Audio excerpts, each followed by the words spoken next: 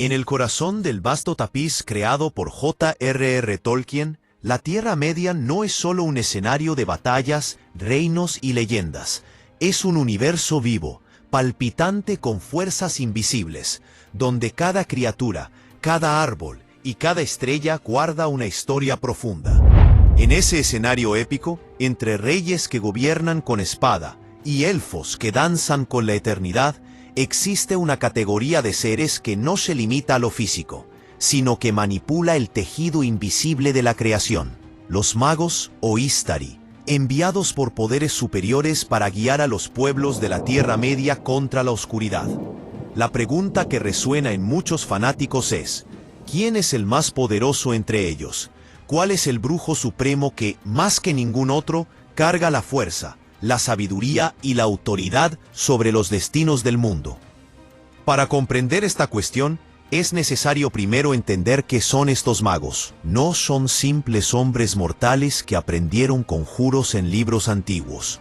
Son Maiar, espíritus inmortales, de la misma esencia que los grandes Valar, enviados por Eru Ilúvatar para ayudar en la lucha contra Sauron, disfrazados en cuerpos frágiles y envejecidos, limitados para no dominar, sino guiar.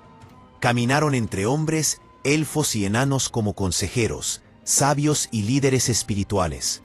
Cada uno de ellos poseía dones únicos, pero también cargaba limitaciones impuestas para que su misión se cumpliera con humildad. Paréntesis, paran, p. Entre los 5 Istari, Saruman, Gandalf, Radagast y los 2 magos azules, se dibujó una batalla de fuerzas sutiles. Saruman el Blanco, jefe de la Orden, era el más orgulloso y erudito. Radagast el Pardo tenía un amor profundo por la naturaleza, pero se desvió de su propósito mayor, convirtiéndose en guardián de los animales y los bosques. Los 2 magos azules, Alatar y Payando, siguieron caminos misteriosos hacia el este, y su historia permanece envuelta en sombras, con relatos que sugieren que pudieron haber fracasado o quizá incluso fundado cultos secretos. Y por último, estaba Gandalf, el Gris, más humilde, pero al mismo tiempo más firme en su propósito. A primera vista, Saruman parecía el más fuerte. Fue el líder elegido por los propios Valar, un maestro del conocimiento, de la voz persuasiva y de la tecnología. Sin embargo, su caída reveló algo fundamental. El poder sin humildad se corrompe. Saruman no deseaba únicamente combatir a Sauron, sino reemplazarlo.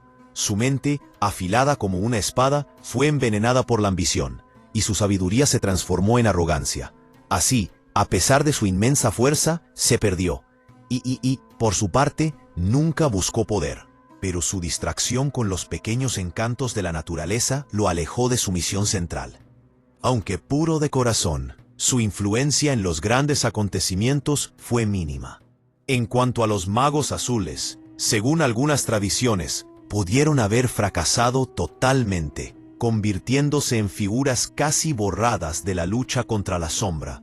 O quizás tuvieron un papel invisible, debilitando a Sauron en el este de maneras que los registros de Occidente no captaron. De cualquier forma, no fueron ellos quienes cargaron con el peso principal. Y entonces llegamos a Gandalf, el andariego gris, de apariencia humilde, que caminaba entre reyes y hobbits con la misma sencillez. Su verdadero poder no estaba en rayos ni espectáculos de magia, sino en su sabiduría inquebrantable, su compasión y su habilidad para inspirar valor en los demás. Él fue aquel que nunca buscó gobernar, sino guiar. A diferencia de Saruman, no pretendía controlar a los pueblos de la Tierra Media, sino despertarlos a su propia fuerza. Ese era el verdadero propósito de los Istari, y Gandalf fue el único que permaneció fiel a él. Su poder se reveló de forma plena cuando enfrentó al Balrog de Moria, criatura de llamas y sombras tan antigua como los primeros días del mundo. En ese enfrentamiento, Gandalf no solo mostró su valentía, sino también su esencia espiritual, luchando hasta la muerte.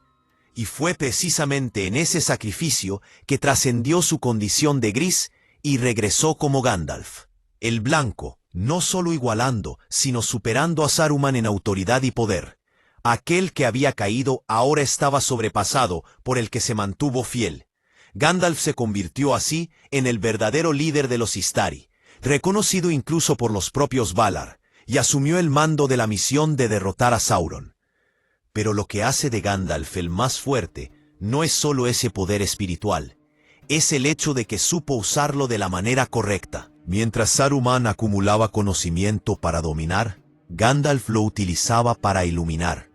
Mientras otros magos se perdieron en distracciones o arrogancia, él mantuvo la mirada fija en su misión.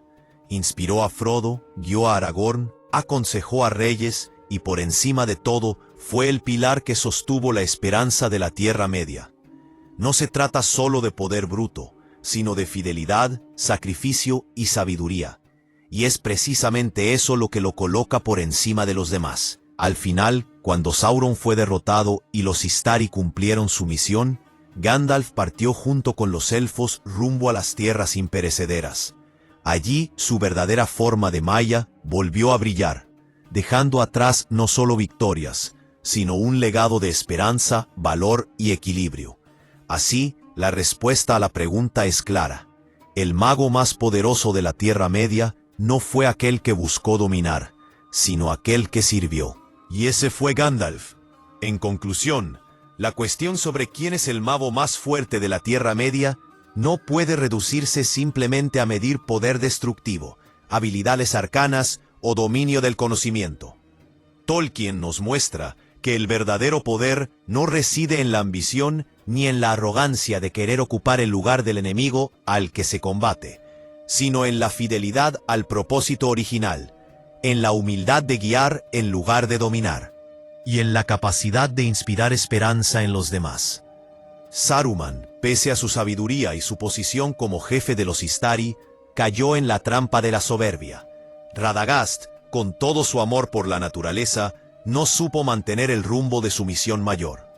Los magos azules se desvanecieron en la penumbra de lo desconocido, quizá fracasando, quizá cumpliendo un papel oculto. Pero Gandalf, el gris convertido en blanco, se mantuvo fiel hasta el final, enfrentó sacrificios imposibles y regresó con una fuerza renovada, no para imponerse como señor, sino para asegurar que los pueblos libres encontraran su propio valor. Por eso, Gandalf no solo es el más poderoso mago de la Tierra Media, sino también el que mejor representa la visión profunda de Tolkien. El poder auténtico es servicio, es sacrificio, es encender una luz en la oscuridad para que otros puedan seguir adelante. Su grandeza no se mide en hechizos espectaculares, sino en su capacidad de resistir la tentación, de cargar con el dolor de la lucha y de mantener viva la esperanza en tiempos en que parecía perdida. Al final, Gandalf no dejó un reino, ni riquezas ni monumentos. Dejó un legado mucho más duradero, la certeza de que incluso los más pequeños, los más humildes, pueden cambiar el curso del mundo cuando alguien cree en ellos. Y esa, sin duda, es la marca de un verdadero poder.